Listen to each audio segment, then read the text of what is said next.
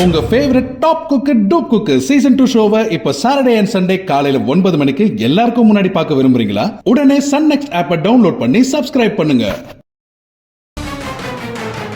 ஏங்க நீங்க எங்க வெளியூர் எல்லாம் போக கூடாது. ஏய், ஆர்டர் இருக்கு மறந்துட்டியா? அதுவும் பெரிய ஆர்டர். நான் போகாம எப்படி? கவனமா தானே இருக்க சொல்லிருக்காரு. போற இடத்துல என்ன நான் கவனமா பாத்துக்கிறேன். ஏங்க இப்படி சொல்லி தானே நீங்க மும்பைக்கு போனீங்க. ஆனா கடைசில என்னாச்சு? உயிர் போற கண்டத்துல இருந்து தப்பிச்சு வந்திருக்கீங்க. இந்த ஆர்டர் போன போது நம்ம வேற ஆர்டர் பாத்துக்கலாம். ஏய், எதுவா இருந்தாலும் 1 மாசம் இல்ல 2-3 மாசம் கழிச்சு கூட பாத்துக்கலாம். ஏய், பெரியப்பா என்ன நம்பி இவ்வளவு பெரிய பொறுப்பை கொடுத்திருக்காரு. இந்த ஆர்டர் பண்ணலனா அவர் பேரு கெட்டுரும்ல. என்னையும் யாரும் மதிக்க மாட்டாங்க. இத பாரு, இது தொழில் பிரச்சனை மட்டும் இல்ல, எனக்கும் பெரியப்பாவுக்கும் கௌரவ பிரச்சனை. என்ன நான் கவனமா பாத்துக்கிறேன், நீ பயப்படாம இரு. இங்க பாருங்க, உங்களுக்கு கௌரவம் மரியாதை எல்லாம் முக்கியம் தான். ஆனா எனக்கு நீங்க மட்டும் தாங்க முக்கியம். அட ஆமா மூர்த்தி, தனு சொல்றதையும் நம்ம கேட்கணும்ல. அவ பயப்படுறதுலயே ஒரு நியாயம் இருக்குல்ல. இங்க அந்த ஜோசியர் கண்டம் அது இதுன்னு சொல்றத பார்த்தா உங்க உயிருக்கே ஆபத்து வரும்னு எனக்கு ரொம்ப பயமா இருக்குங்க. நீங்க எவ்வளவுதான் சம்பாதிச்சு கொடுத்தாலும் உங்க உயிருக்கு ஈடாகுமா? தனோ, ஜோசியர்னா அப்படிதான் பேசுவாரு. அதுக்காக வேலை செய்யாம இருக்க முடியுமா? 1 மாசம் தானடா, அதுக்கப்புறமா வேலைக்கு போலாமே.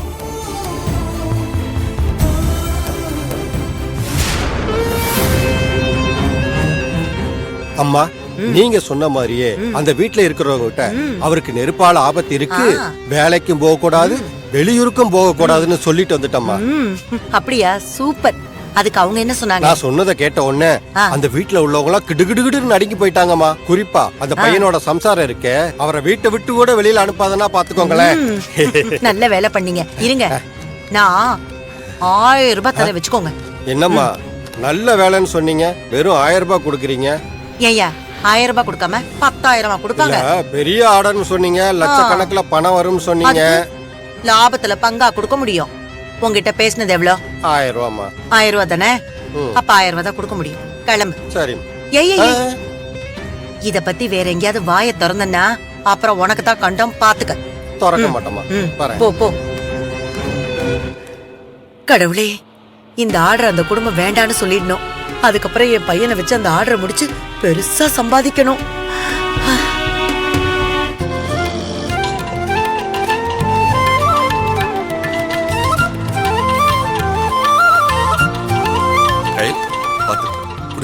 நானே எடுத்துக்கிறேன். பரவாயில்ல, குடு.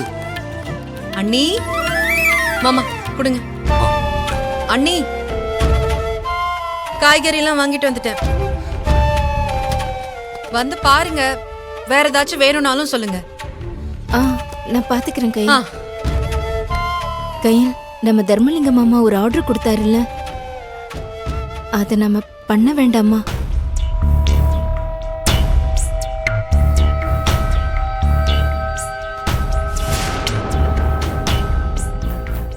ஏன், என்னாச்சு? எதுக்காக ஆர்டர் பண்ண வேண்டாம்னு சொல்றீங்க? பெரியப்பா நம்மள நம்பி அந்த ஆர்டர் கொடுத்திருக்காரு. இப்ப திடீர்னு ஏன் இப்படி சொல்றீங்க? கயல், அதெல்லாம் ஒண்ணுல கயல். அவ ஏதோ உளறிக்கிட்டு இருக்கா. நம்ம இந்த ஆர்டரை பண்றோம். ஏங்க, நான் சொல்றத நீங்க கேட்கவே மாட்டீங்களா? எதுக்காக இப்படி பிடிவாதம் பிடிக்கிறீங்க? ஏய், முத எனக்கு கிடைச்ச பெரிய ஆர்டர், அதை யாராவது விடுவாங்களா? இருக்கட்டுங்க, இந்த ஆர்டர் போனா நம்ம வேற ஆர்டர் பிடிச்சுக்கலாம். உங்களுக்கு ஏதாவது ஆச்சுன்னா நான் என்னங்க பண்ணுவேன்? ஏய், என்ன பேசிக்கிட்டு இருக்க நீ? மூர்த்தி இரு. என்ன நடந்துச்சு அண்ணி? திடுதிப்புன்னு இப்ப ஆர்டரை வேண்டான்னு சொல்றீங்க, மூர்த்திக்கு ஏதாவது ஆயிடும்னு வேற சொல்றீங்க. எனக்கு புரிய மாட்டேங்குது. என்ன நடந்துச்சுன்னு கொஞ்சம் தெளிவா சொல்லுங்க. அது ஒண்ணும் இல்ல அண்ணி, நம்ம வீட்டுக்கு மத்தியானம் ஒரு ஜோசியர் வந்திருந்தாரு. ஜோசியரா?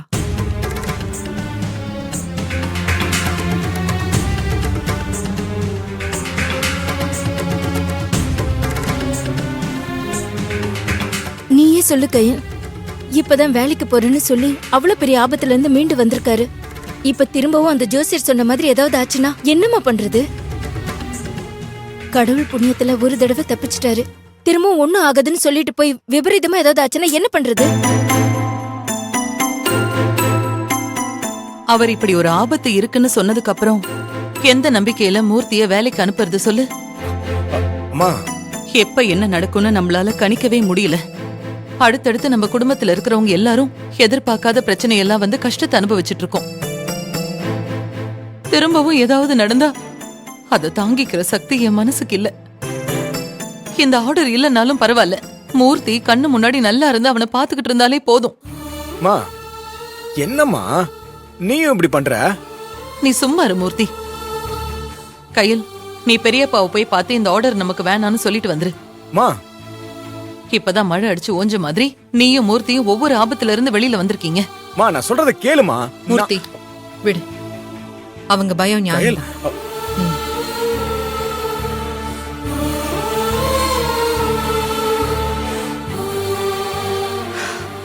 அண்ணி நீங்க போய் அந்த அட்வான்ஸ் பணத்தை எடுத்துட்டு வாங்க.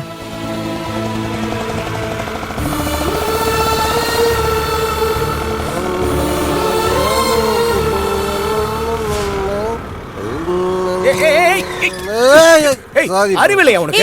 எப்படி புடிச்சு வரான் பாரு. உனக்கு ஒண்ணும் இல்ல. இல்ல இல்ல சாரி பிரதர், நீங்க பார்த்து வண்டியை ஓட்டிட்டு போகலாமா? தம்பி, நான் குடிமகன் அப்படியே ரோட்ல அப்படியே ஃபீல் பண்ணிட்டு வந்துட்டு இருக்கேன். நீ தேவையில்லாம நினைக்கிறோம். பரவாயில்ல, இவன் அந்த ஜோசியக்கார மாதிரி இருக்கான். என்ன சொல்ற? ஆமா கயல், எனக்கு கண்டம் இருக்குன்னு சொன்னால அவன் தான் இவன். ஏய், நீ ஜோசியக்காரன் தானே? மேல கையா இருக்கிற ஜோசியரா? யாரையா ஜோசியர்?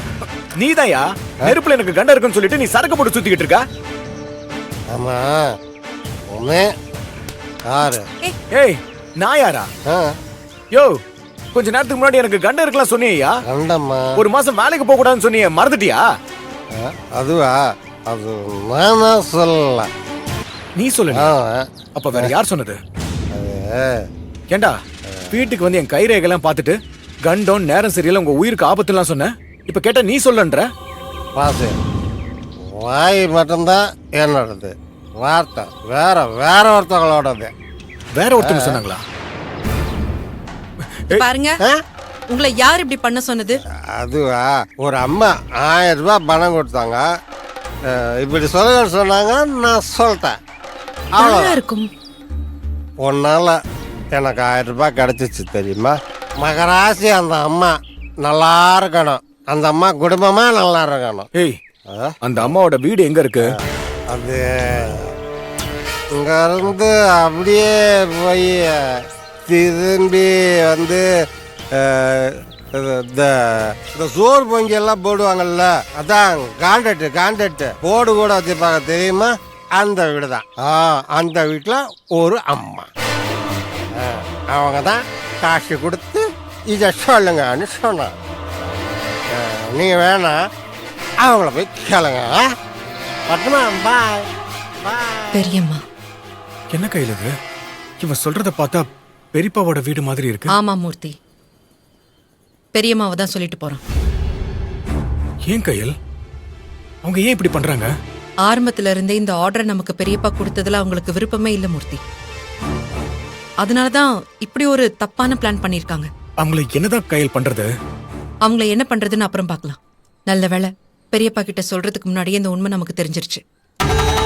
இல்லைன்னா இந்த ஆர்டர்னால பெரியப்பா நம்மளதான் தப்பா நினைச்சிருப்பாரு.